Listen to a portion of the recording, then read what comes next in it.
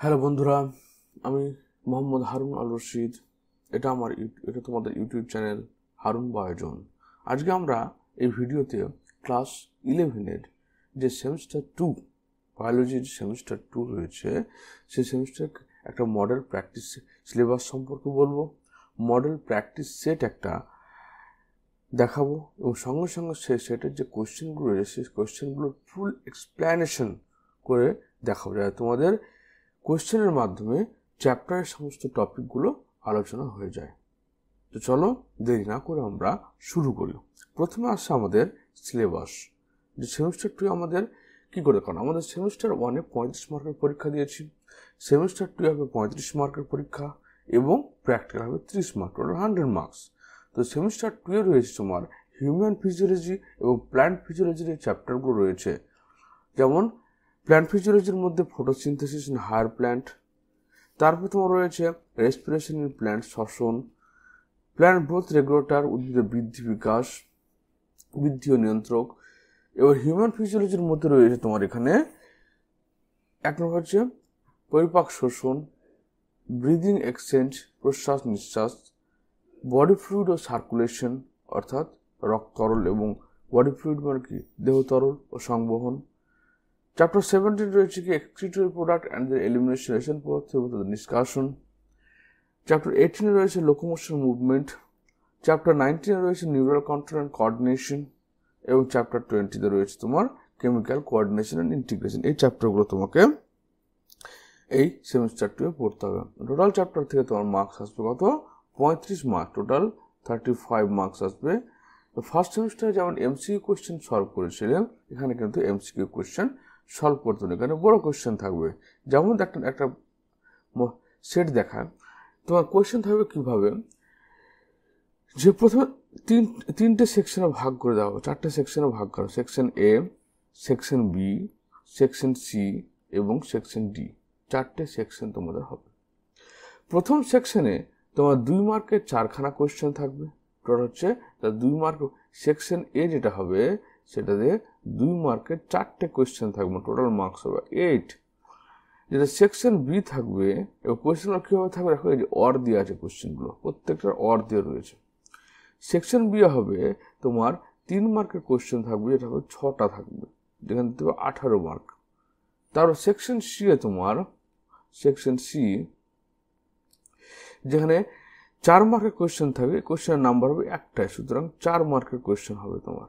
আর section D যেটা হবে সেখানে তোমার 5টা কোয়েশ্চেন, 5 মার্কের একটাই কোয়েশ্চেন থাকবে, এটা হচ্ছে 5। তাহলে তোমার হয়ে গেল 18 আর 26 আর 9 35, এই টোটাল 35 মার্কের পরীক্ষা হবে। তো এই মডেল সেট কোয়েশ্চেনটা আমি কমপ্লিটলি এক্সপ্লেন করে তোমাদের দেখাবো, যাতে তোমাদের এর রিলেটেড টপিকগুলোতে কোনো কোয়েশ্চেন আসলে কোনো অসুবিধা না হয়। ওকে, তো চলো এবার আমরা তাহলে শুরু করি। প্রথম কোয়েশ্চেন দেখো, বলছে why Krebs cycle is called amphibolic pathway, মানে ক্রেবস সাইকেল বা ক্রেবস চক্রটাকে কেন আমরা অ্যাম্ফিবোলিক পাথওয়ে বলছি। অ্যাম্ফিবোলিক পাথওয়ে তাকেই বলা হয় যে পাথওয়ের বা যে পদ্ধতির উপচিতি প্রভাব রয়েছে এবং অপচিতি প্রভাব রয়েছে, অর্থাৎ এখানে জারণ বিক্রিয়া ঘটছে, বিজারণ বিক্রিয়া ঘটছে, এবং এখানে কি প্রথম কথা হচ্ছে উপচিতি অপচিতি দুটো হবে, তাকে অ্যাম্ফিবোলিক পাথওয়ে বলা হয়। তো এর ক্ষেত্রে উপচিতি কি হচ্ছে, উপচিতি প্রক্রিয়াটা হচ্ছে এখানে ফ্যাটি অ্যাসিড তৈরি হয়, হলো। আবার অপচিতি কি হয়, অপচিতির মাধ্যমে হচ্ছে যে অপচিতি মানে কি, যেখানে জীবদের শুষ্ক ওজন হ্রাস পায়, উপচিতি মানে কি, জীবদের শুষ্ক ওজন বৃদ্ধি পাচ্ছে। এখানে কি হয়, অ্যাসিটাইল কোয়েটা অক্সিডাইজ হয়ে, অ্যাসিটাইল কোয়ে এটা অক্সিডাইজ হয়, জারিত হয় এবং CO2 রিলিজ করে। দুটো বিক্রিয়া হচ্ছে, কেন উপচিতি প্রক্রিয়া হচ্ছে এবং অপচিতি প্রক্রিয়া হচ্ছে বলে এটাকে আমরা বলছি কি একটা অ্যাম্ফিবোলিক পাথওয়ে। অথবা একটা আরেকটা কোশ্চেন দিয়েছে, সেটা হচ্ছে different substrate get oxidize in respiration. Substrate বলতে কি বোঝাচ্ছে, সাবস্ট্রেট বলতে হচ্ছে ভিন্ন ধরনের সাবস্ট্রেট বলতে প্রোটিন, লিপিড, লিপিড এবং কার্বোহাইড্রেট, এই তিনটে জিনিসকে সাবস্ট্রেট, আমরা খাওয়ার মাধ্যমে এই তিনটে জিনিস হজম করি, কিন্তু সাবস্ট্রেট বলা হয়। অক্সিডাইজ মানে জারিত হচ্ছে ডিউরিং রেসপিরেশন, শ্বসনের সময় তিনটে জিনিস জারিত, মানে তিনটে জিনিস আমাদের জারিত হয় এবং শক্তি উৎপন্ন করে। বলছে how does respiratory quotient indicate which type of substrate. Respiratory quotient এই কথাটার মানেটা কি? রেসপিরেটরি কোশেন্ট কথাটা ফর্মুলা হচ্ছে কি যে CO2 ইভলভড অর্থাৎ রাসায়নিক বিক্রিয়ার মাধ্যমে কি পরিমাণে কার্বন ডাইঅক্সাইড তৈরি হচ্ছে এবং কি পরিমাণে অক্সিজেন ব্যবহার হচ্ছে, এটা হচ্ছে রেসপিরেটরি কোশেন্ট বা শ্বসন গুণাঙ্কের সংজ্ঞা, মানে সংকেত সূত্র। বলছে কোন ধরনের সাবস্ট্রেটে দেখে আমরা বুঝবো যে এটা কার্বোহাইড্রেট, এটা প্রোটিন, লিপিড। যেমন ধরে নাও এখানে আমি কার্বের কথা বলছি। কার্বের ক্ষেত্রে কি হচ্ছে দেখো, 6CO2 প্লাস 12H2O,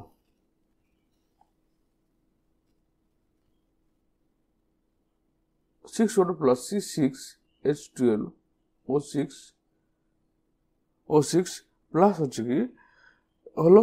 এবার এটাকে যখন অক্সিডাইজ করছি তখন কি দেখতে পাবো আমি? সেখানে দেখতে পাবো কি আমার তোমার 6CO2 তারপর 6H2O প্লাস এনার্জি তৈরি হচ্ছে। এখানে দেখো কার্বন ডাইঅক্সাইড কত ইভলভ হলো, কার্বোহাইড্রেট আর কি ভ্যালু কত হচ্ছে তোমার হচ্ছে যে 6 অণু কার্বন ডাইঅক্সাইড আমার তৈরি হয়েছে আর 6 অণু অক্সিজেন ইউজ হয়েছে, অর্থাৎ 1। তাহলে আমি রেসপিরেটরি কোশেন্ট 1 বলতে কি বুঝবো? 1 বলতে বোঝাবে তোমার 1 বলতে বোঝাবে কার্বকে। এবার যদি আমি আসি তোমার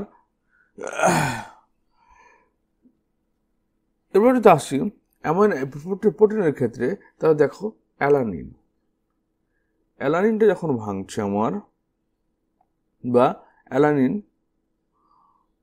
বা অ্যালবুমিন ধরে নাও, অ্যালবুমিনের ক্ষেত্রে C72H112N18O2S, এটা হচ্ছে অ্যালবুমিন প্রোটিন। তো এখানে যখন আমরা ভাঙছি 77 খানা অক্সিজেন দিয়ে ভাঙছি, যার ফলে তৈরি হচ্ছে কি 63 খানা CO2 তৈরি হচ্ছে, প্লাস 38টা H2 তৈরি হচ্ছে, প্লাস তোমার হচ্ছে SO3 তৈরি হচ্ছে, plus 9 CO carbon monoxide NH2 তৈরি হচ্ছে।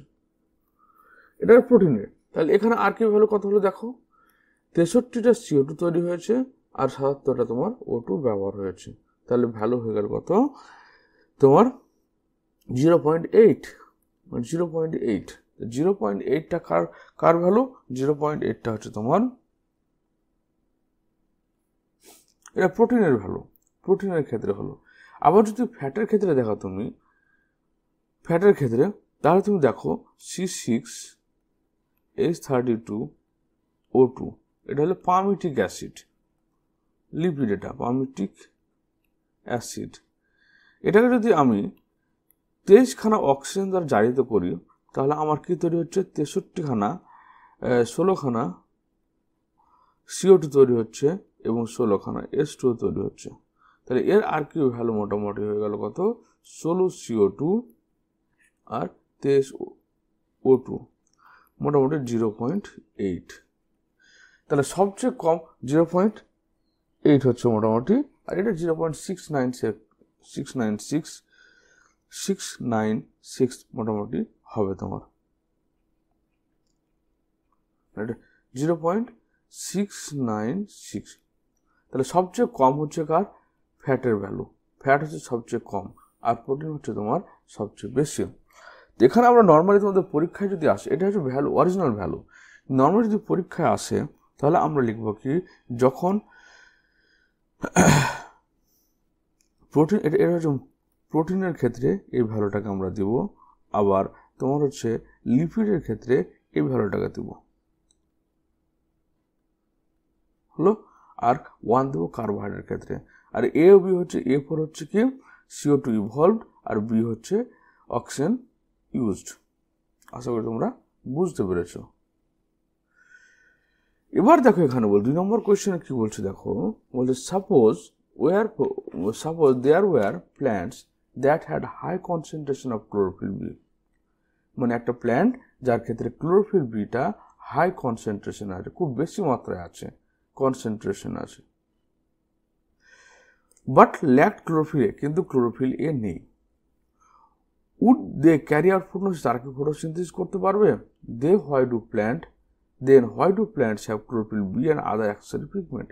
বলছে একটা উদ্ভিদ, যে উদ্ভিদে ক্লোরোফিল বিটা প্রচুর পরিমাণ আছে কিন্তু ক্লোরোফিল এ নেই, ক্লোরোফিল এটা নেই। এবার ক্লোরোফিল এ না থাকার জন্য কি হচ্ছে, তার ফটোসিনথেসিস কি হচ্ছে, সে গাছটাকে ফটোসিনথেসিস করতে পারবে। এবং ক্লোরোফিল বি থাকার উদ্দেশ্যটা কি? প্রথমে মনে রাখবে ক্লোরোফিল এ কে বলা হয় অ্যান্টেনা পিগমেন্ট, আর ক্লোরোফিল বি ক্যারোটিনয়েড বা জ্যান্থোফিল, এগুলোকে বলা হচ্ছে তোমার অ্যাক্সেসরি পিগমেন্ট বা সহায়ককারী রঞ্জক পদার্থ, অ্যাক্সেসরি পিগমেন্ট বা সহায়ককারী রঞ্জক পদার্থ বলা হয়ে থাকে এটাকে, হলো। এবং এটা হচ্ছে রিয়াকশন সেন্টার, যে রিয়াকশন সেন্টার নাম আমরা জানি কি, ফটোসিস্টেম 1 এবং ফটোসিস্টেম 2 যায়। এবার যদি আমাদেরকে সানলাইট আসার পরে এই সহায়ককারী পিগমেন্টগুলোর মাধ্যমে তোমার সানলাইটটা কি হয়, আলটিমেটলি ক্লোরোফিল এতে যায়, তাহলে ক্লোরোফিল এ থেকে তখন ক্লোরোফিল বিতে যাবে। এবার ক্লোরোফিল এ যদি না থাকে তাহলে ফটোসিনথেসিস হবে না, নো ফটোসিনথেসিস, তাহলে ফটোসিনথেসিস হবে না ওর। এবার এই অ্যাক্সেসরি পিগমেন্টগুলোর কাজ কি বা সহায়ককারী রঞ্জক পদার্থগুলোর কাজ কি? দেখো, ক্লোরোফিল এর শোষণ মাত্রা কত? মোটামুটি তোমার 680 to 720 ন্যানোমিটার।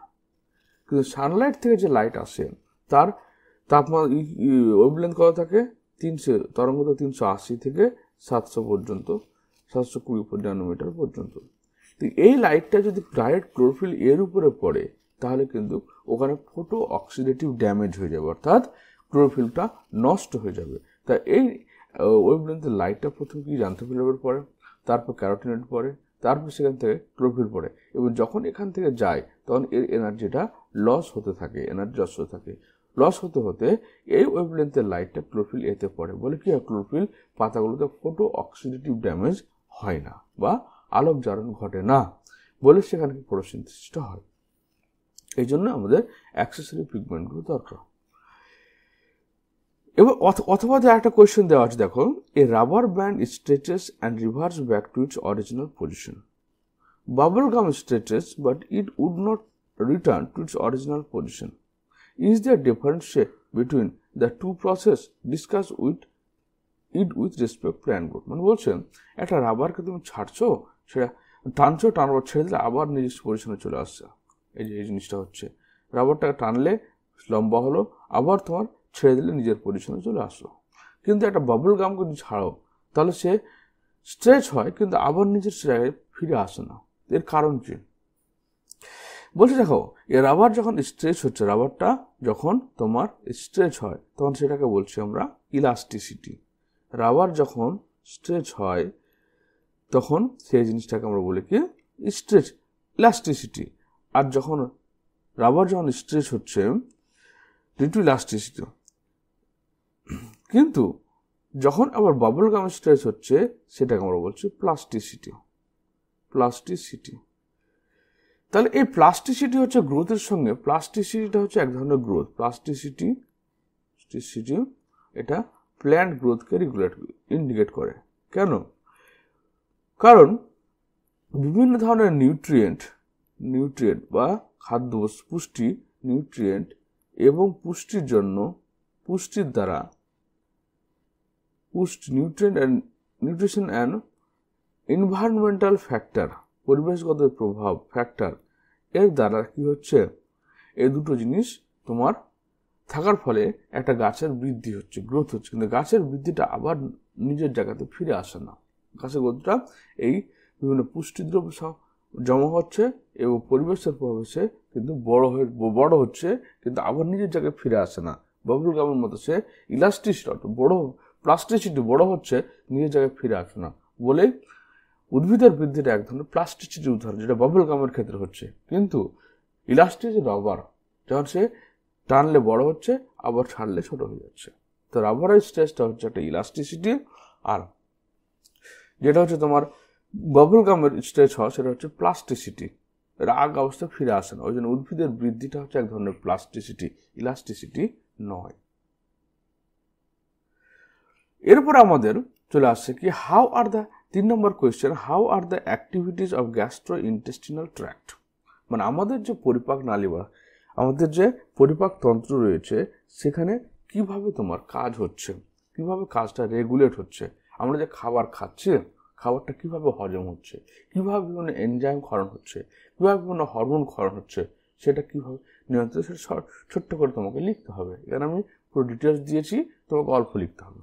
দেখো প্রথমে যে আমাদের এই যে গ্যাস্ট্রোইন্টেস্টিনাল ট্র্যাক্ট রয়েছে সেটা কন্ট্রোল করার জন্য দুটো সিস্টেম রয়েছে, একটা নিউরাল সিস্টেম রয়েছে, একটা হচ্ছে হরমোনাল সিস্টেম। নিউরাল মানে কি নার্ভের মাধ্যমে হচ্ছে, একটা হরমোনের মাধ্যমে। কারণ নার্ভের মাধ্যমে তোমার পেরিস্টালসিস প্রসেস, অর্থাৎ ধীরে ধীরে খাবারটা নিচের দিকে নেমে যাচ্ছে, এবং সেখানে কি হচ্ছে তার জন্য দুটো নিউরো ট্রান্সমিটার লাগবে। নিউরো ট্রান্সমিটার কি জিনিস, যারা স্নায়ুদ্দীপনাকে পরিবহন করে, একটা হচ্ছে অ্যাসিটাইল কোলিন, একটা হচ্ছে অ্যাড্রেনালিন।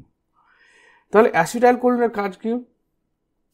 দেখো, প্যারাসিম্প্যাথেটিক নার্ভাস সিস্টেম থেকে অ্যাসিটাইল কোলিন নিঃসৃত হয় এবং সেটা কি করে আমাদের stimulating the secretion of digestive juice এবং এনহ্যান্সিং ডাইজেশন। তাহলে আমাদের খাবারটা যে গেল পেটের মধ্যে, সে খাবারটাকে হজম করার জন্য যে জুসগুলো দরকার, প্যানক্রিয়াটিক জুস দরকার, তারপরে তোমার ইন্টেস্টিনাল জুস দরকার, তারপরে তোমার গ্যাস্ট্রিক জুস দরকার, সেগুলো ক্ষরণ করাচ্ছে কে?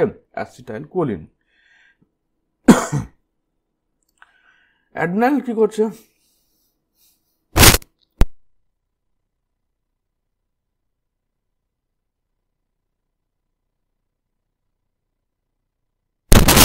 অ্যাড্রেনালিন কি করছে তোমার?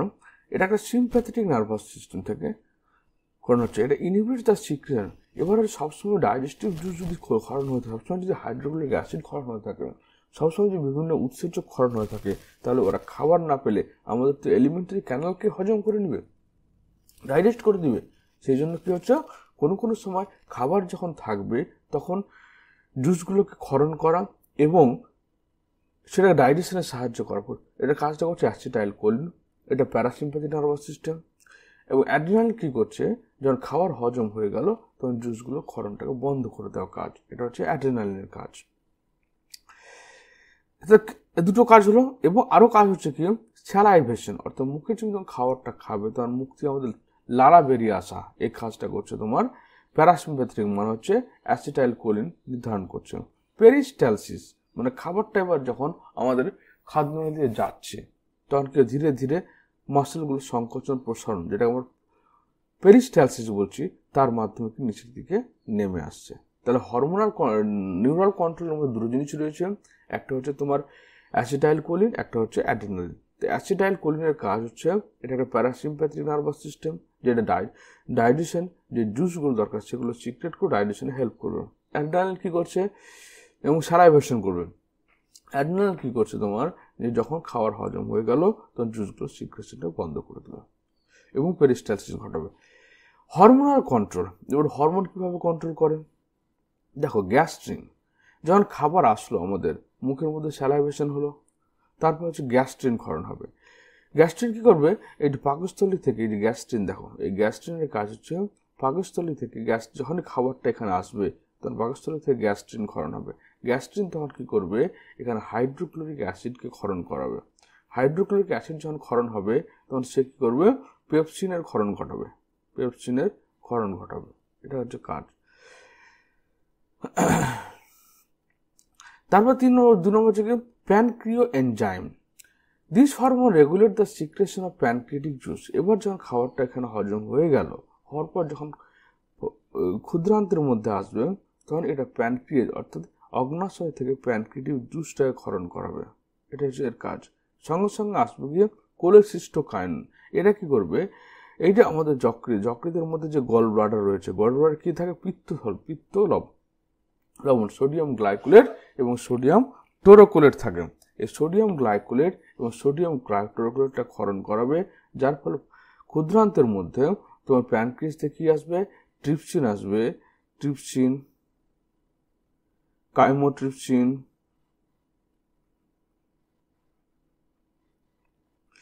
তারপর তোমার lipase,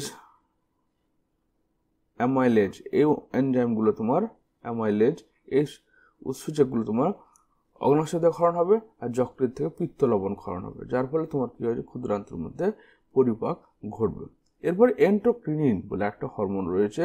this hormone regulates secretion of intestinal gland. Intestinal মানে ক্ষুদ্রান্তের যে গ্রন্থিগুলো রয়েছে সেই গ্রন্থিগুলোকে নিয়ন্ত্রণ করবে কে, এন্ডোক্রিনিন। তাহলে তোমাকে শর্টকাট কি লিখতে হবে, যে আমাদের ডাইজেস্টিভ ট্র্যাক্ট বা এলিমেন্টারি ক্যানালের যে খাদ্যের যে হজম হয় নিয়ন্ত্রণ করার দুটি পদ্ধতি রয়েছে, একটা হরমোনাল পদ্ধতি, একটা নিউরাল পদ্ধতি। নিউরাল পদ্ধতির মাধ্যমে হচ্ছে একটা অ্যাসিটাইলকোলিন এবং অ্যাড্রেনালিন। অ্যাসিটাইলকোলিন কি করছে, ডাইজেস্টিভ জুসগুলো ক্ষরণ করছে এবং তোমার স্যালাইভেশন এবং পেরিস্টালসিস ঘটাচ্ছে।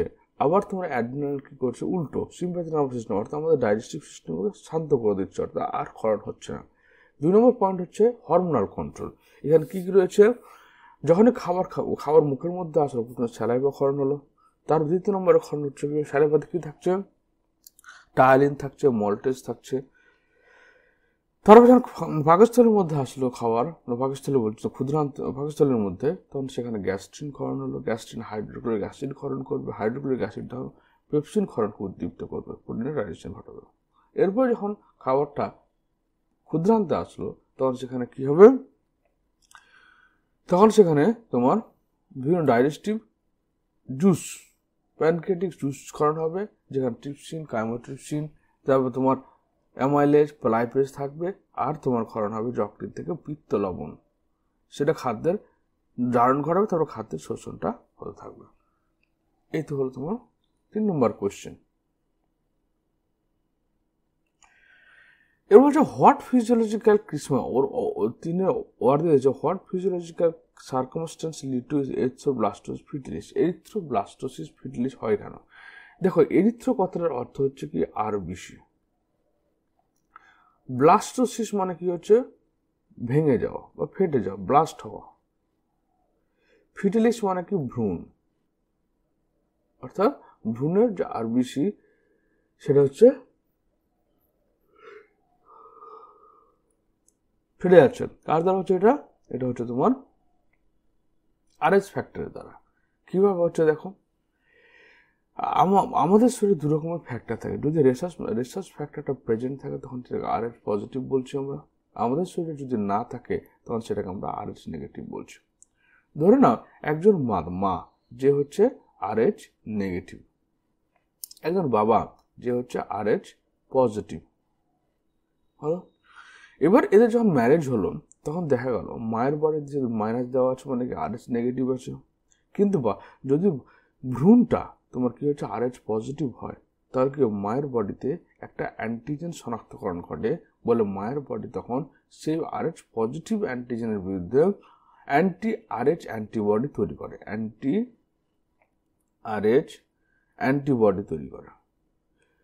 তো এই প্লাসেন্টার মাধ্যমে যখন তোমার রক্তের এই অ্যান্টিবডিগুলো কি করে আরএচের সাথে মধ্যে যে পজিটিভ ফ্যাক্টরটা ছিল সেই ফ্যাক্টরটাকে বাস্ট করে দেয়, নষ্ট করে দেয়। নষ্ট করার ফলে বাচ্চাটার রক্ত ভেঙে যায়, ভেঙে বাচ্চাটা মারা যায়। এটা হচ্ছে এরিথ্রোব্লাস্টোসিস।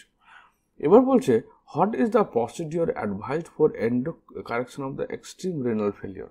এবার ধরে নাও তোমার বলছে যে কিডনি যদি ফেলিওর হয়ে যায়, কিডনি যদি ড্যামেজ হয়ে যায়, তাহলে কোন 2 পদ্ধতির মাধ্যমে তুমি কিডনিকে রিপেয়ার করবে? 1 নম্বর হচ্ছে নাম্বার 1 পদ্ধতির মাধ্যমে হচ্ছে কি ডায়ালাইসিসের মাধ্যমে, মানে কিডনি যদি কাজ করা বন্ধ করে দেয় তাহলে কিডনির কাজটা তোমাকে বাইরের দ্বারা করতে হবে, বাইরের যন্ত্রপাতির মাধ্যমে করতে হবে, ডায়ালাইসিস বলা হয়। আর 2 নম্বর হতে পারে কি কিডনি ট্রান্সপ্ল্যান্ট। কিডনি ট্রান্সপ্ল্যান্ট করতে পারলে তোমার ঠিক হবে। আবার এই 2 পদ্ধতি ছাড়া অন্য কোনো পদ্ধতি যখন তোমার কিডনি ফেলিওর হয়ে যাচ্ছে, তাহলে এবার একটু ডায়ালাইসিস ছবিটা দেখায় তোমাদের। ধরে নাও আমাদের কিডনির পারপাস কি? কিডনির পারপাস হচ্ছে ব্লাডকে পিউরিফাই করা। তো ধরে নাও আমাদের হাতে ধমনী এবং শিরা রয়েছে, হলো। এর মাধ্যমে কি হয়, রেনাল ভেনের মাধ্যমে রক্ত আমাদের কোথায় যায়, কিডনিতে যায়, পিউরিফাই হয়। সে একই কাজটা কিডনিতে না করে এখান থেকে ইনজেকশনের মাধ্যমে ব্লাডটাকে বাইরে ফ্লো করাবো, হলো। এবং এগুলো হচ্ছে প্রেসার মাপার যন্ত্র, যেখানে হচ্ছে কি প্রেসারগুলো, ব্লাডের প্রেসারটা মাপতে থাকবে। এরপর ব্লাডটাকে পাম্প করার ফলে আমরা কি করি, এখানে আমরা হেপারিন দেব। হেপারিন কেন দেবো, যাতে দেহের বাইরে রক্তটা জমাট না বেঁধে যায়। তারপর ওকে একটা ডায়ালাইজার, অর্থাৎ এখানে এক ধরনের ফ্লুইড থাকবে, সেই ফ্লুইডের মধ্যে যখন চালনা করব তখন সেটা ডায়ালাইজ মানে কি পিউরিফাই হচ্ছে ব্লাডটা। তারপর সেটা আসবে, আসার পর এয়ার ট্র্যাপ অ্যান্ড ডিটেক্টর, যাতে রক্তের মধ্যে কোনো বাতাস না থেকে যায় সেটাকে ট্র্যাপ করা হবে এবং সেই বাতাসটাকে আবার ফিল্টার করে বাইরে বের করে দেয়, এয়ার ডিটেক্টর কাম। ব্লাডটা পিউরিফাই হওয়ার পরে ব্লাডটা যাতে তোমার ব্লাডের মধ্যে কোনো হাওয়া না থেকে যায় সেটাকে ট্র্যাপ করে বাইরে বের করে দেওয়া এবং পিওর ব্লাডটাকে আবার বডির মধ্যে ফিক্সড করে দেওয়া, পাঠিয়ে দেওয়া। অর্থাৎ কিডনিতে যে ফিল্ট্রেশন কাজটা হতো সেই কাজটা এখানে আমরা দেহের বাইরে করছি, এটা হচ্ছে ডায়ালাইসিস। তারপর নেক্সট কোয়েশ্চেন দেখো কি বলছে, সেকশন বি। এবার তাহলে এক সেকশনে আমাদের কমপ্লিট। সেকশন বি বলছে রাইট ডাউন, এখানে ছখানা তিনটে কোয়েশ্চেন, 3 নম্বরের কোয়েশ্চেন 6খানা করতে হবে। বলছে right down the steps of dark reaction of photosynthesis where the product of light reaction having. তো বলছে আলোক বিক্রিয়ায় যে সমস্ত বস্তুগুলো তৈরি হয় তা ডার্ক রিয়াকশনের কোন জায়গাতে ব্যবহার হচ্ছে, হলো। আমরা জানি সংজ্ঞা কি জানি, যে সালোক সংশ্লেষ প্রক্রিয়ায় আলোক দশায় যে এটিপি এবং এনএডিপি তৈরি হয় তা অন্ধকার দশায় খাদ্যের মধ্যে স্থৈতিক শক্তির উপর সঞ্চিত হবে। তো আলোক দশার মাধ্যমে আমাদের কি কি তৈরি হয় দেখো, একটা এটিপি তৈরি হয়, একটা হচ্ছে এনএডিপিএস2 তৈরি হয়। এই এটিপি আর এনএডিপিএস2টা কি করবে, কেলভিন সাইকেলে যখন আমরা কেলভিন সাইকেলের উদ্দেশ্য কি, ক্রেবস সাইকেলের উদ্দেশ্য হচ্ছে গ্লুকোজ তৈরি করা। এই গ্লুকোজের মধ্যে যে শক্তিটা সঞ্চিত থাকবে তা হচ্ছে এটিপি এবং এনএডিপিএস, যে তৈরি হচ্ছে কোথায়, আলোক বিক্রিয়ায় তৈরি হবে।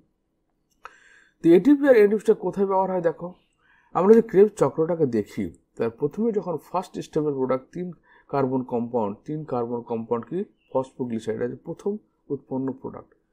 তো ফসফোগ্লিসাইড 3 ফসফোগ্লিসাইড থেকে যখন আমরা 1,3-20 ফসফোগ্লিসাইড উৎপন্ন করছি তাহলে 6 অণু এটিপি এখানে ব্যবহার হয়ে যাচ্ছে। আবার 1,3-20 ফসফোগ্লিসাইড থেকে যখন গ্লিসারডিহাইড 3 ফসফেট ব্যবহার করছি তখন এখানে 6 অণু এনএডিপিএস2 ব্যবহার হচ্ছে, হলো। আবার তোমার যখন 5 গ্লিসারডিহাইড 3 ফসফেট থেকে আবার রুবিস্কো রিজেনারেশন হচ্ছে, নতুনভাবে তৈরি হচ্ছে, তখন এখানে কিন্তু আমাদের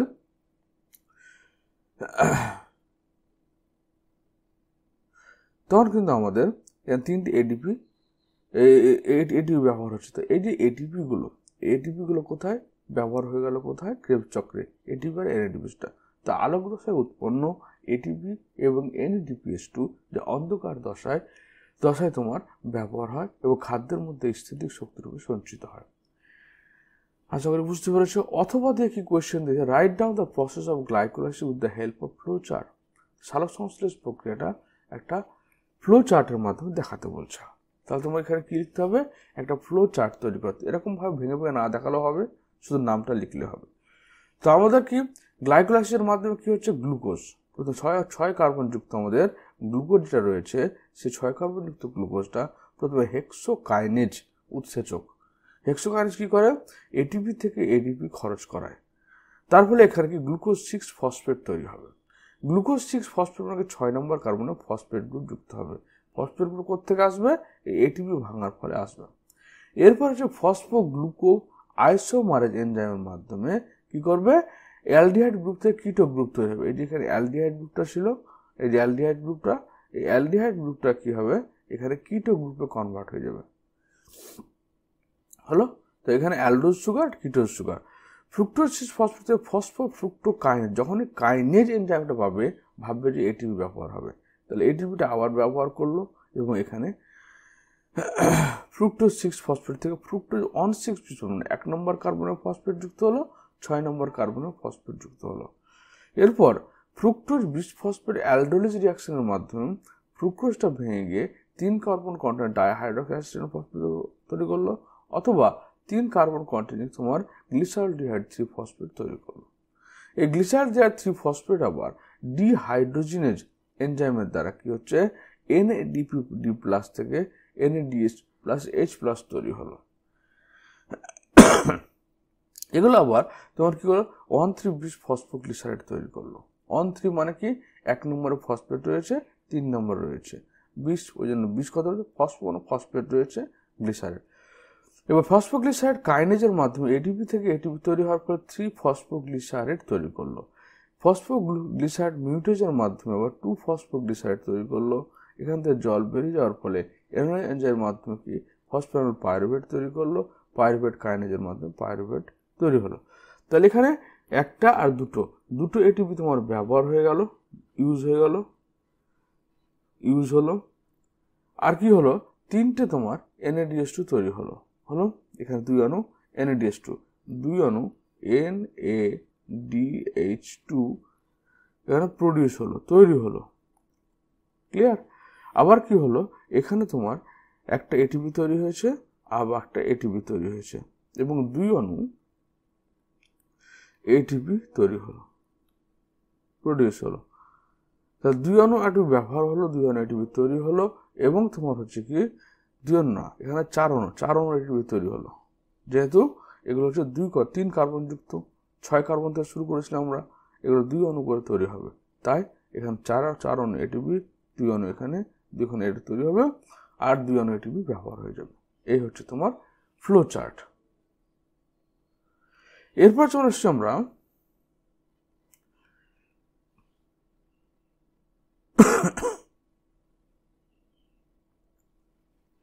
6 নম্বর কোয়েশ্চেন দেখো, in which condition the oxygen dissociation curve is shifted right to right and again shifted to the left। তাহলে প্রথমে দেখো, প্রথম পয়েন্টটা হচ্ছে অক্সিজেন ডিসোসিয়েশন কার্ভ। এগুলো অ্যান্সার ছোট হলেও আমি তোমাকে এখানে ফুল এক্সপ্লেন করে দিচ্ছি, যাতে এই টপিক এই সমস্ত ইম্পর্টেন্ট টপিক থেকে যদি কোয়েশ্চেন আসবে তাহলে তোমাদের ছুটবে না। তো ভালোভাবে বুঝে নাও জিনিসগুলোকে। প্রথমত অক্সিজেন ডিসোসিয়েশন কার্ভ এর মাধ্যমে হচ্ছে নর্মালি কি হয়, হিমোগ্লোবিন যখন আমরা শ্বাস নিই, হিমোগ্লোবিন অক্সিজেনের সঙ্গে যুক্ত হয় এবং HbO2 তৈরি করে, অক্সিহিমোগ্লোবিন তৈরি করে, তারপর কোষের মধ্যে যায়। এবার কোষের মধ্যে যখন গেল তখন এই হিমোগ্লোবিনটা আবার কি হবে, ছুটে গিয়ে আবার Hb+O2 উৎপন্ন করবে, অক্সিজেনটা কোষের মধ্যে যাবে, জারণ বিক্রিয়া ঘটাবে, হিমোগ্লোবিন ছুটে যাবে। এই যে ডিসোসিয়েশন অর্থাৎ ছুটে যাওয়া, এটা ছুটে যাওয়াটা কি হচ্ছে, কখন বাড়ছে কখন কমছে, এটাই বলছে। তো এখানে ডান দিকে লেফট শিফট মানে হচ্ছে যে increase the affinity for oxygen, হিমোগ্লোবিনের সঙ্গে অক্সিজেন যুক্ত হওয়ার প্রবণতা বাড়ছে।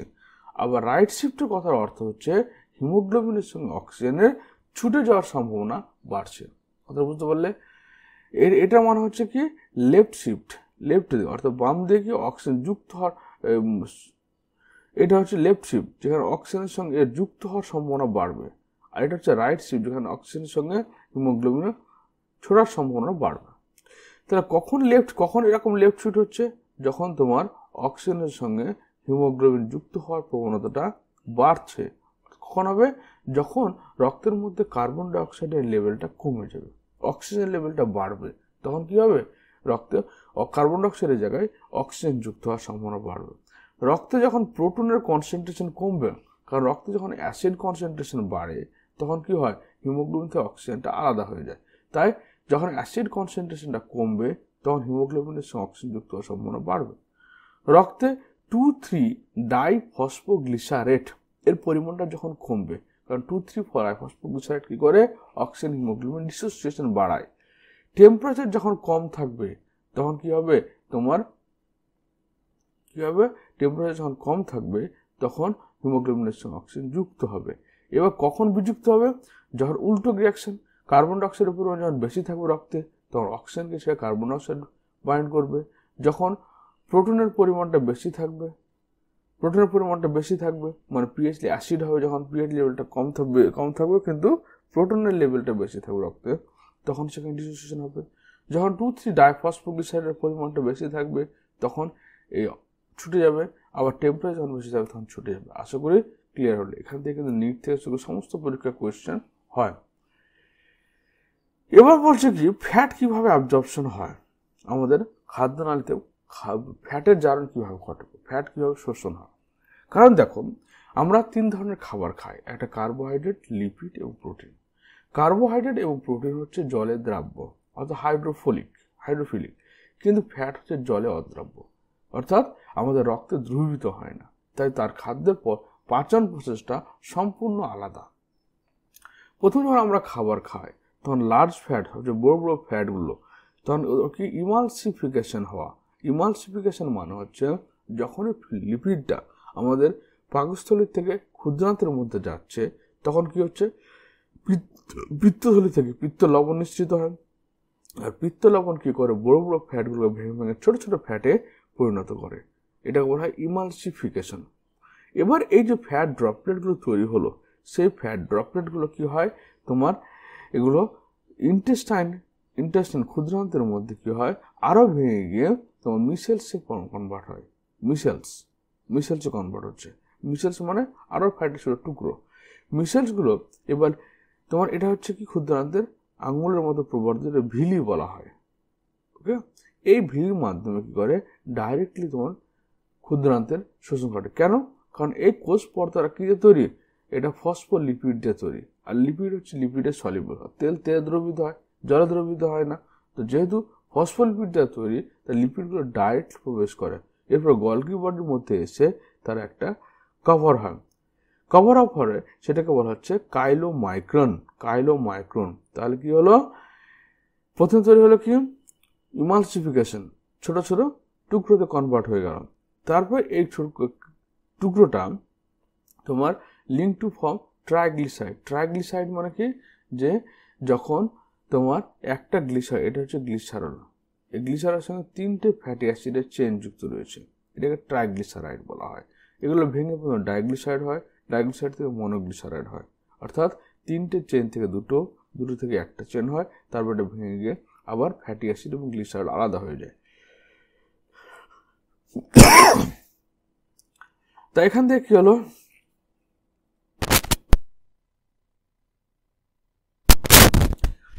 এবার এই ফ্যাটি অ্যাসিড ট্রাইগ্লিসারাইডটা কি করলো গলগি বডিতে এসে সেটা কাইলোমাইক্রনে কনভার্ট হয়ে গেল। তাহলে মিসেলস থেকে কাইলোমাইক্রনগুলো আবার কোষ থেকে তখন বেরিয়ে যাওয়ার পর কোথায় আসলো, আমাদের কোষের যে মাইটোকন্ড্রিয়া রয়েছে, মানে কোষের এপিথেলিয়াম টিস্যুর মধ্যে যে লসিকা বাহু রয়েছে, এপিথেলিয়াম টিস্যুগুলো থেকে লসিকা বাহু, গলগি বডির মধ্যে লসিকা বাহু রয়েছে, লসিকা বাহুর মধ্যে শোষণ হলো।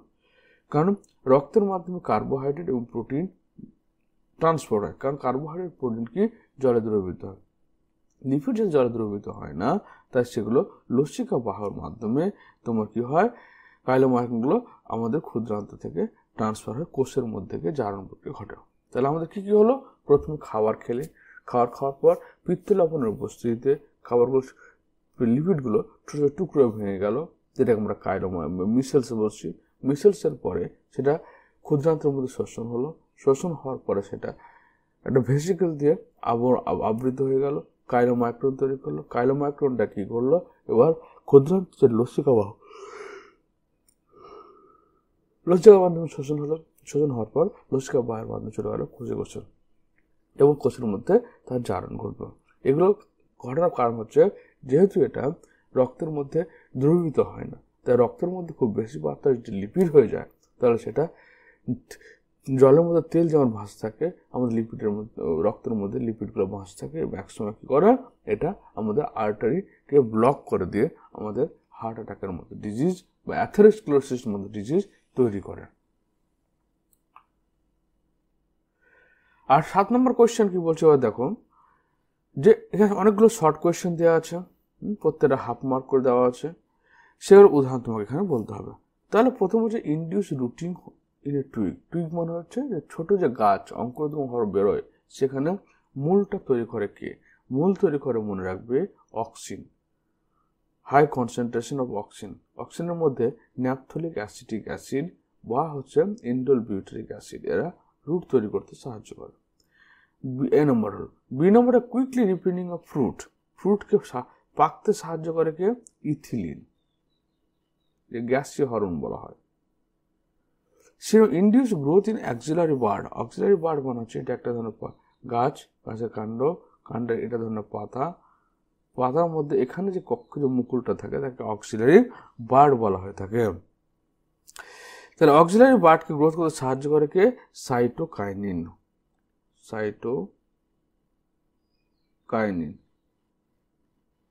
Delay leaf senescence. Antisenescence hormone কাকে বলা হয়? অ্যান্টিসেনেসেন্স বা বার্ধক্য বিলম্বজনিত হরমোন বলা হয় সাইটোকাইনিনকে। Induce stomatal closure in leaf stressful condition. যখন স্ট্রেসফুল কন্ডিশন অর্থাৎ যখন তোমার জল খুব কম পরিমাণে থাকে তখন পত্র দিনের বেলা বন্ধ রাখে কে? এটা হচ্ছে অ্যাবসাইসিক অ্যাসিড। বোল্ট এ রোজেড প্ল্যান্ট। বোল্ট মানে হচ্ছে একটা গাছের কাণ্ডগুলো যখন ছোট হয়ে যায়, গাছটা জবের মতো ছোট হয়ে থাকে, এবার গাছের কাণ্ডটাকে বড় করতে গেলে তোমাকে জিব্বারেন হরমোন প্রয়োগ করতে হবে, যার ফলে কাণ্ডের পর্ব মধ্যটা বৃদ্ধি ঘটবে, হওয়ার ফলে কি হবে? গাছটা বড় হবে। আশা করি বুঝতে পেরেছ। এরপর 8 নম্বর কোয়েশ্চেন কি বলছে তোমাকে? What is the role played by renin angiotensin in the regulation of kidney function. তোমার যখন কিডনির কাজ কি? আমার শরীর থেকে দূষিত পদার্থ বের করা এবং যেগুলো আমার উপকারী পদার্থ সেগুলো আবার শরীরের মধ্যে শোষণ করে নেওয়া। তো যখন আমাদের শরীরে ব্লাড প্রেশার কমে যাচ্ছে, যখন আমাদের শরীরে রক্তের চাপ কমে যাচ্ছে এবং কি হচ্ছে রক্তের তরলের পরিমাণটা কমে যাচ্ছে, তখন আমাদের এই রেনিন অ্যাঞ্জিওটেনসিন সিস্টেমটা সক্রিয় হয়। যখন আমার শরীর বুঝতে পারলো যে আমার শরীরে কি হচ্ছে, জলের পরিমাণ কমছে এবং সঙ্গে সঙ্গে ব্লাড প্রেশারটা কমে যাচ্ছে, সঙ্গে সঙ্গে আমাদের ব্রেন তোমার মেসেজ দেবে। ব্রেনে মেসেজ যাওয়ার পর সেই কিডনি থেকে বেরোবে রেনিন হরমোন ক্ষরণ হবে, রেনিন হলো, এবং যকৃৎ থেকে বেরোবে অ্যাঞ্জিওটেনসিনোজেন হরমোন। এবার এই রেনিন হরমোনের উপস্থিতিতে অ্যাঞ্জিওটেনসিনোজেন থেকে অ্যাঞ্জিওটেনসিন 1, এটা অ্যাক্টিভ হয়, এটা হচ্ছে ইনঅ্যাক্টিভ ফর্ম। অ্যাঞ্জিওটেনসিনটা হচ্ছে ইনঅ্যাক্টিভ ফর্ম, এটা আবার কিডনি লিভারতে রিলিজ হয়। রেনিনের উপস্থিতিতে কি হলো? এটা অ্যাঞ্জিওটেনসিনে কনভার্ট হয়ে গেল। এরপরে কি হচ্ছে? ফুসফুস থেকে রাসায়নিক পদার্থ বেরোবে, তার নাম হচ্ছে অ্যাঞ্জিওটেনসিন কনভার্টিং এনজাইম, অর্থাৎ এটা কি অ্যাঞ্জিওটেনসিনকে আরেকটা এনজাইমে কনভার্ট করবে, সেটা অ্যাঞ্জিওটেনসিন 2। এবার এই অ্যাঞ্জিওটেনসিনটা কি করবে? আমাদের রক্তবাহকে সংকুচিত করবে, রক্তবাহকে সংকুচিত করছে।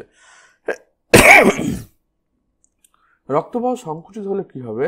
ভেসো কনস্ট্রিকশন মানে হচ্ছে রক্তবাহ সংকুচিত হলেও রক্তের প্রেশার, ব্লাড প্রেশারটা বাড়বে। এবার এই অ্যাঞ্জিওটেনসিন আরেকটা কাজ করবে কি? এটা আমাদের অ্যাড্রেনাল যে গ্রন্থি রয়েছে, অ্যাড্রেনাল যে গ্রন্থি রয়েছে সেখান থেকে অ্যাড্রেনালিন হরমোন ক্ষরণ করবে, অ্যালডোস্টেরন হরমোন ক্ষরণ করবে। এই অ্যালডোস্টেরন হরমোনের কাজ হচ্ছে এটা আমাদের ডিস্টাল কনভার্টার, অর্থাৎ আমাদের তোমার কিডনির যে ডিসিটি রয়েছে, ডিস্টাল কনভলিউটেড টিউবের উপরে কাজ করবে, করার পরে এখন বেশি বেশি পরিমাণে জলকে এবং লবণকে পুনঃশোষণ করবে, মানে পেচ্ছার মাধ্যমে বেরোতে দিবে না, যার ফলে শরীরের মধ্যে আমাদের কি ফ্লুইডের ভলিউম ঠিক থাকবে এবং প্রেশার ঠিক হয়ে যাবে। তাহলে আমাদের শরীরে যখন জলের পরিমাণ কমে যাচ্ছে বা তোমার হচ্ছে ফুসফুস বা তোমার সোডিয়াম ক্লোরাইড এবং প্রেশার কমে যাচ্ছে, তখন কি হচ্ছে? আমাদের রক্তের চাপটাকে বাড়াতে হবে এবং রক্তে বেশি বেশি পেচ্ছার মধ্যে জল নষ্ট না হয়ে যায় সেই জিনিসটাকে আমাদের খেয়াল রাখতে হবে। তো প্রথম পয়েন্ট হচ্ছে কি, তা কারণ কি হচ্ছে? আমাদের নার্ভ ইম্পালস সক্রিয় হচ্ছে, সক্রিয় হওয়ার পর কিডনি থেকে রেনিন ক্ষরণ হলো, ফুসফুস থেকে রেনিনটা গেল, ফুসফুস থেকে যকৃৎ থেকে তখন অ্যাঞ্জিওটেনসিনোজেন ক্ষরণ করা এবং সেটাকে অ্যাক্টিভ করে অ্যাঞ্জিওটেনসিন 1 এ কনভার্ট করে দিল। এরপর আমাদের ফুসফুস থেকে বেরোলো অ্যাঞ্জিওটেনসিন কনভার্টিং এনজাইম, যেটা অ্যাঞ্জিওটেনসিন 1টাকে অ্যাঞ্জিওটেনসিন 2 তে কনভার্ট করলো। এই অ্যাঞ্জিওটেনসিনের কাজ হচ্ছে আমাদের ব্লাড প্রেশার, রক্তবাহকে সংকুচিত করা, যার ফলে আমাদের রক্তের প্রেশার বাড়বে। এরপর হচ্ছে অ্যাঞ্জিওটেনসিন 2 কি করছে? অ্যাড্রেনাল গ্রন্থি উদ্দীপ্ত করে সেখানে অ্যালডোস্টেরন ক্ষরণ করছে, যেটা সোডিয়াম ক্লোরাইড এবং জলটা পেচ্ছাপের সাহায্যে না বের করে দিয়ে তাকে আবার রক্তের মধ্যে ফিরিয়ে দিচ্ছে। এটা তোমাদের ফাংশন লিখতে হবে। অথবা আরেকটা কোয়েশ্চেন দিয়েছে এখানে, write down the phenomenon takes place in the cardiac cycle during vasodilation. তাহলে এখানে দুই অ্যাট্রিয়াল সিস্ট, প্রথম পয়েন্ট আসছে আমাদের এখানে কার্ডিয়াক সাইকেল মানে কি, হৃৎপিণ্ডে রক্ত প্রবেশ করছে আর রক্ত বেরিয়ে যাচ্ছে, এর মধ্যকার যে চক্রটা সেটাকে আমরা কার্ডিয়াক সাইকেল বলছি। তাহলে প্রথম আমাদের কাজটা কি হচ্ছে দেখো, প্রথমের কাজটা হচ্ছে অ্যাট্রিয়াল কন্ট্রাকশন, ভেন্ট্রিকুলার ডায়াস্টল, এবং যখন ভেন্ট্রিকুলার ডায়াস্টল তখন অ্যাট্রিয়াল ষষ্ঠ হচ্ছে, অর্থাৎ এটা হচ্ছে ভেন্ট্রিকেল, এটা হচ্ছে অ্যাট্রিয়াম। সারা দেহ থেকে রক্ত এসে কি হলো, সারা দেহ থেকে রক্ত এসে প্রথমে আমাদের অ্যাট্রিয়ামের মধ্যে অর্থাৎ অলিন্দের মধ্যে স্টোর হলো। সারা দেহ রক্ত এসে ডান অলিন্দে ঢুকলো আর বাম অলিন্দের ফুসফুস থেকে রক্ত এসে ঢুকলো। এরপরে কি করলো, যখন ঢুকলো তখন এবার অ্যাট্রিয়ালটা কি হলো, সংকুচিত হবে। সংকুচিত হওয়ার ফলে সেখানকার রক্তটা বাইকাসপিড ভালভ, ট্রাইকাসপিড ভালভ আর বাইকাসপিড ভালভ দিয়ে তোমার ভেন্ট্রিকেল অর্থাৎ সে আমাদের নিলয়ের মধ্যে চলে আসবে। তখন কি হলো, ভেন্ট্রিকুলার ডায়াস্টল, ভেন্ট্রিকুলার ডায়াস্টল মানে হচ্ছে প্রসারিত হওয়া, অর্থাৎ তখন নিলয়টা প্রসারিত হলো, নিলয়টা প্রসারিত হলো এবং অ্যাট্রিয়াম থেকে রক্তগুলো অর্থাৎ অলিন্দ থেকে রক্তগুলো কোথায় চলে আসলো, ভেন্ট্রিকেলের মধ্যে চলে আসলো। এরপরে কি হবে, যখন ভেন্ট্রিকেল রক্ত পূর্ণ হয়ে গেল তখন আবার কি অ্যাট্রিয়ালটা তো নর্মাল পজিশনে চলে এসছে, অ্যাট্রিয়ালে আবার তোমার সারা দেহ রক্ত ফুসফুস রক্ত আসবে। ভেন্ট্রিকেলের যে রক্তটা আছে এর কি হবে, সিস্টার হবে, এর সংকোচন হবে, অর্থাৎ অলিন্দ যখন সংকুচিত হচ্ছে অলিন্দ থেকে রক্ত নিলয়ে চলে আসছে, আবার নিলয় যখন সংকুচিত হচ্ছে নিলয় থেকে রক্ত একটা ফুসফুস চলে যাচ্ছে, একটা সারা দেহে ছড়িয়ে পড়ছে, সেটা হচ্ছে ভেন্ট্রিকুলার ডায়াস্টল। তাহলে অলিন্দের সংকোচন, নিলয়ের প্রসারণ, আবার নিলয়ের সংকোচন, অলিন্দের প্রসারণ হওয়ার ঘটনার মাধ্যমে সারা দেহ রক্ত হৃৎপিণ্ডে প্রবেশ করে আর হৃৎপিণ্ড রক্ত সারা দেহে ছড়িয়ে পড়ে, সেটাই হচ্ছে তোমার কি হচ্ছে এই কার্ডিয়াক সাইকেলের পার্ট।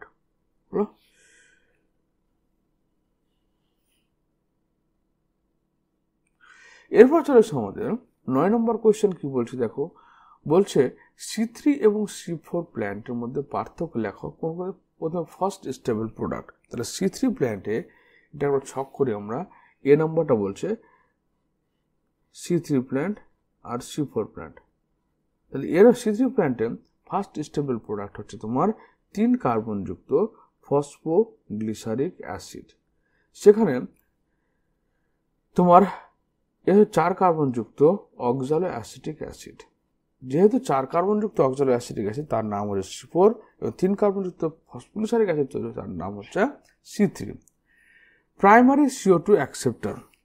তাহলে বি নম্বর CO2 অ্যাকসেপ্টর মানে কার্বন ডাইঅক্সাইড কে গ্রহণ করে, এটা হচ্ছে রাইবোলোজ বিসফসফেট কার্বক্সিলেজ, আর এখানে কি ফসফোএনল পাইরুভেট কার্বক্সিলেজ, তারপর তোমার আরইউবিপি, প্রথমে পিউপি তারপর আরইউবিপি। সি নম্বর কোয়েশ্চেন বলছে যে ফটো রেসপিরেশন এখানে হাই কনসেন্ট্রেশন ফটো রেসপিরেশন আলোক শোষণ হয়, এখানে লো কনসেন্ট্রেশন হতে হবে অথবা অ্যাবসেন্ট, যে কোনো কিছু বলে দিতে পারে। ডি নম্বর কোয়েশ্চেন বলছে চিপ CO2 ফিক্সিং এনজাইম। তাহলে প্রধান CO2 ফিক্সিং এনজাইম আরইউবিপি হবে এখানে, আর এখানে হচ্ছে কি পিউপি প্রধান। ই নম্বর কোয়েশ্চেন হচ্ছে অপটিমাম টেম্পারেচার, এরা হচ্ছে 25 থেকে 30 ডিগ্রি 35 ডিগ্রি সেন্টিগ্রেড টেম্পারেচার ভালো কাজ করতে পারে, এটা 35 থেকে 45 ডিগ্রি সেন্টিগ্রেড টেম্পারেচারে ভালো কাজ করতে পারে।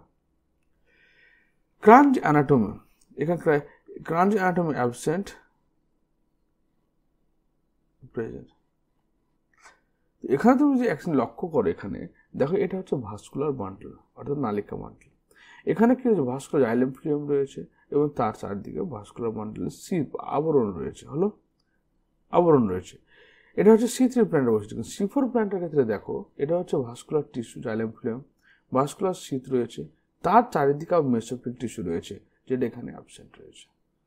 তো এই মেসোফিল টিস্যু হওয়ার জন্য এটাকে এই স্ট্রাকচারটাকে বলা হচ্ছে আমাদের ক্রাঞ্চ অ্যানাটমি, যেটা পাওয়া যাচ্ছে C4 প্ল্যান্টের মতো।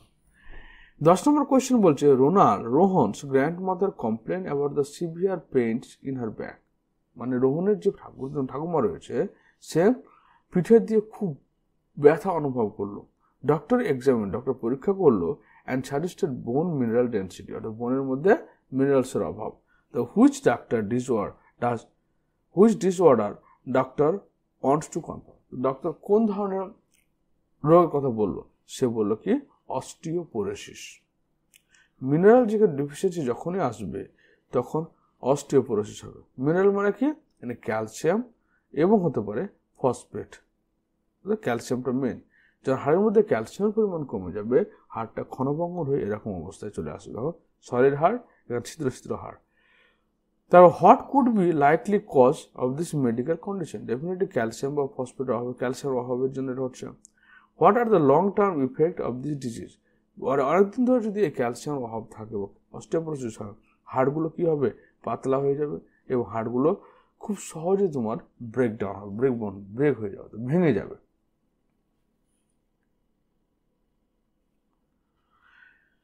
সেকশন 4 এর 11 নম্বর কোয়েশ্চেন বলছে, আমরা দেখো এখানে কি বলছে, study the given figure, answer the following question.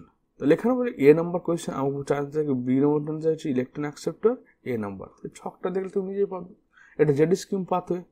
Identify A B and C, এবং সি কি রয়েছে দেখো। তাহলে এখানে হচ্ছে কি এ বি এবং সি।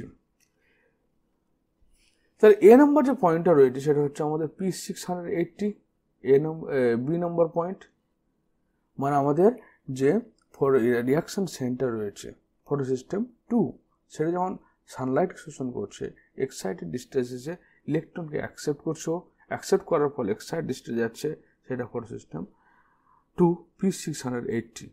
এবং ফটোসিস্টেম সি যেটা আবার কি ও 700 ন্যানোমিটার ওয়েভলেন্থকে অ্যাবজর্ব করছে, ফটোসিস্টেম 1, এবং সেটা এক্সাইটেড ডিস্টেন্সে গিয়ে P700 হচ্ছে।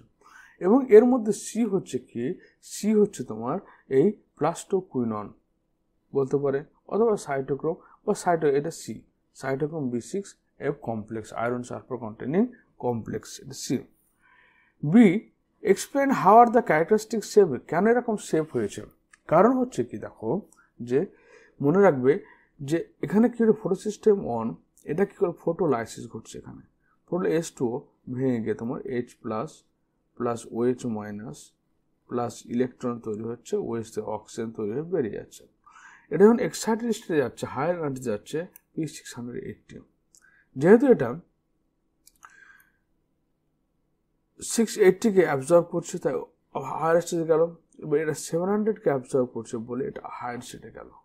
ওকে, এবং সেই ইলেকট্রনটা, যে ইলেকট্রনটা এখানে তৈরি হয়েছে, সেই ইলেকট্রন ট্রান্সফার হয়ে তোমার ইলেকট্রন ক্যারিয়ারের মাধ্যমে কোথায় যাচ্ছে, ফটোসিস্টেম 2-এ যাচ্ছে, 1-এ যাচ্ছে, এবং সে লাইট অ্যাবজর্ব করলো এবং সেই ইলেকট্রনের মাধ্যমে উত্তেজিত হয়ে আবার কি করলো, বিজারণ বিক্রিয়া। এখানে জারণ বিক্রিয়া ঘটলো কোনটা, এটা অক্সিডেশন, মানে জলের বিশ্লেষণটা অক্সিডেশন, আর এনডিভেস্টার তৈরি হওয়াটা হচ্ছে রিডাকশন।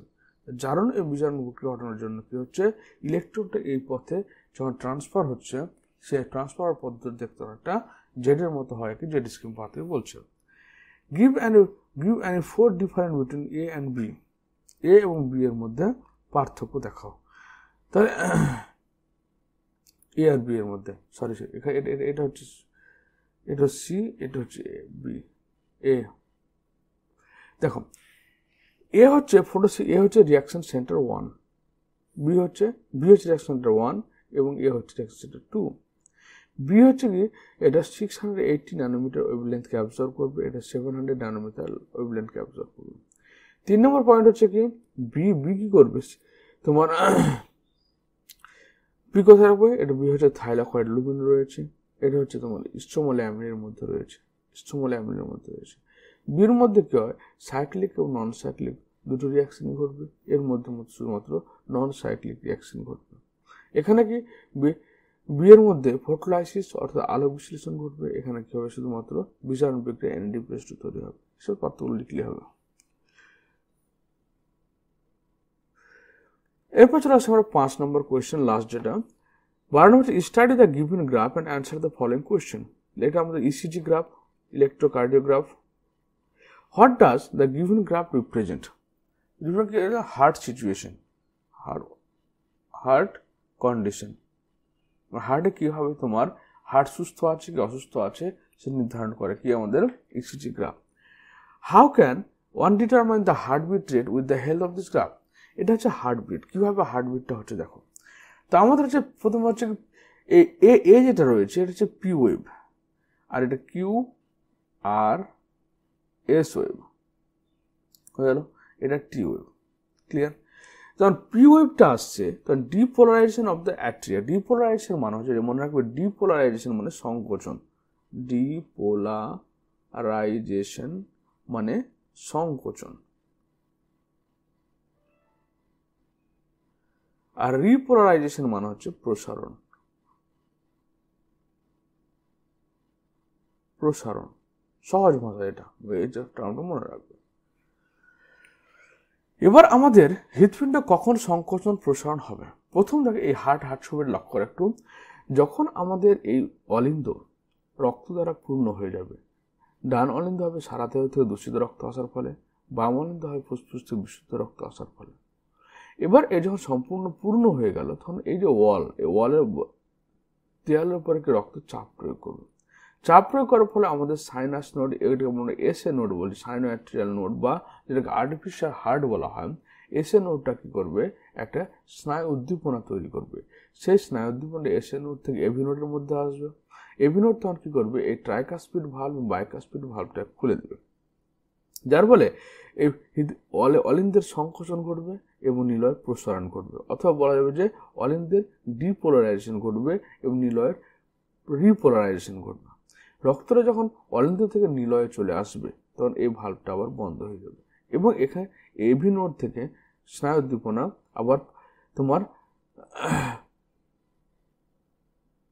মানে এই বান্ডেল অফ হিউজের মাধ্যমে, পার্কিনজি ফাইবারের মাধ্যমে পুরো নিলয়ের যে দেওয়াল সেখানে ছড়িয়ে পড়বে এবং নিলয়ের দেওয়ালটাকে সংকোচন ঘটাবে, যার ফলে তোমার এখান থেকে রক্তটা কি হবে, এখান থেকে রাইট ভেন্ট্রিকেল থেকে রক্তটা তোমার পালমোনারি ভালভের মাধ্যমে ফুসফুসে চলে যাবে, এবং এখান থেকে লেফট ভেন্ট্রিকেল থেকে রক্তটা পুরোপুরি তোমার অ্যাওর্টার মাধ্যমে সারা দেহে ছড়িয়ে পড়বে, এটুকু কাজ। তাহলে যখন নিলয় সংকোচন হচ্ছে তখন ডিপোলারাইজেশন ঘটছে, যখন অলিন্দ যখন সংকোচন হচ্ছে তখন ডিপোলারাইজেশন ঘটছে, অলিন্দ যখন প্রসারণ ঘটছে তখন রিপোলারাইজেশন ঘটছে। তাহলে প্রথমে পি ওয়েভটা নির্ধারণ করছে যে ডিপোলারাইজেশন অফ দ্য অ্যাট্রিয়াম অলিন্দের কোন সংকোচন করছে যখন তোমার এসএ নোডটা সক্রিয় হচ্ছে। এবার কিউ আর এস কি বলছে, এটা এবার পি এবং আর এর মধ্যে ইন্টারভাল, এই যে পি এবং আর, পি থেকে আর এর মধ্যে একটা ইন্টারভাল রয়েছে, এর মধ্যে ইন্টারভাল, এই ইন্টারভাল টাইমে কি হচ্ছে, অলিন্দ থেকে রক্তটা নীলের মধ্যে যাচ্ছে। তারপর delay AV node to allow filling of ventricles. এবার হচ্ছে Q R S complete, depolarization of the ventricle. এবার হচ্ছে নিলয় চলে এসছে, নিলয়ের এবার সংকোচন ঘটবে, সেটাকে ডিপোলারাইজেশন, সেটা কিউ আর এস এর মাধ্যমে বোঝানো হচ্ছে। এরপর টি ওয়েভের মাধ্যমে কি বোঝানো হচ্ছে, ভেন্ট্রিকুলার রিপোলারাইজেশন। এবার ভেন্ট্রিকলগুলো যখন রক্তকে সংকোচনের মধ্যে বাইরে বের করে দিল, ভেন্ট্রিকল আবার নর্মাল পজিশনে চলে আসলো এবং অলিন্দগুলো আবার সংকোচন শুরু হবে। তাহলে অলিন্দ সংকোচন হবে, নিলয়ের প্রসারণ হবে, নিলয়ের সংকোচন হবে, অলিন্দ প্রসারণ হবে। এভাবে তোমার কার্ডিয়াক সাইকেলটা চলতে থাকবে। তাহলে পি হচ্ছে কি, অলিন্দের সংকোচন, পি আর কিউ, পি এবং আর এর যে মধ্য ডিস্টেন্স, এটা কি হচ্ছে, সেই টাইমটুকুতে তোমার অলিন্দ এবং নীলের মধ্যে ডিলে হচ্ছে, এভি নোড মানে এই ইম্পালসটা ছড়িয়ে পড়ছে। কিউ আর এসে কি হচ্ছে, ভেন্ট্রিকুল সংকোচন হচ্ছে, অলিন্দ প্রসারণ ঘটছে, এবং টি ওয়েভের মাধ্যমে কি হচ্ছে, যে আবার রিপোলারাইজেশন হচ্ছে ভেন্ট্রিকলগুলো। সি নাম্বার হচ্ছে কি, which point is given graph indicate activation of SA node, which point in given graph is given graph। তাহলে এখানে আমার কখন অ্যাক্টিভেশন হচ্ছে, যখন তোমার হচ্ছে এই যে এ, যেটা আমরা পি বলছি, এ পয়েন্ট আমার কি হচ্ছে, SA নোডটা সক্রিয় হচ্ছে। What does the point B and C in the graph indicate? B হচ্ছে যখন হচ্ছে ভেন্ট্রিকুলার ডিপোলারাইজেশন, বি হচ্ছে ভেন্ট্রিকুলার ডিপোলারাইজেশন, যখন নিলয়ের সংকোচন ঘটছে হলো। এবং সি কি করছে, যখন তোমার ভেন্ট্রিকুলার রিপোলারাইজেশন, বা যখন নিলয়গুলো নিজস্ব অবস্থায় ফিরে আসছে। What is the importance of given graph? এই গ্রাফের মাধ্যমে আমরা জানতে পারি যে হার্টের যে ভালভগুলো রয়েছে বা অলিন্দ নিলয় যে সংকোচন প্রসারণ, সেই সংকোচন প্রসারণ ঠিকঠাক হচ্ছে কি হচ্ছে না সেটা জানতে পারি আমরা, এবং সে ভালভগুলো ঠিকঠাক খুলছে কি খুলে না সেটা জানতে পারি আমরা। 3 নম্বর, আমাদের nerve impulse AC node, AV node, bundle of His বা পার্কিনসন ফাইবারের মধ্যে ঠিকঠাক কমিউনিকেশন হচ্ছে কিনা সেটা জানতে পারি না। হার্টের হেলথ সম্পর্কে আমরা এখানে জানতে পারি, হার্ট প্রপারলি ওয়ার্ক করছে কিনা। আশা করি তোমরা বুঝতে পেরেছ। এই ভিডিওটা তোমরা ভালো করে দেখো, তোমাদের অনেক উপকারে আসবে। তো ভিডিও দেখার জন্য তোমাদের থ্যাংক ইউ, ধন্যবাদ।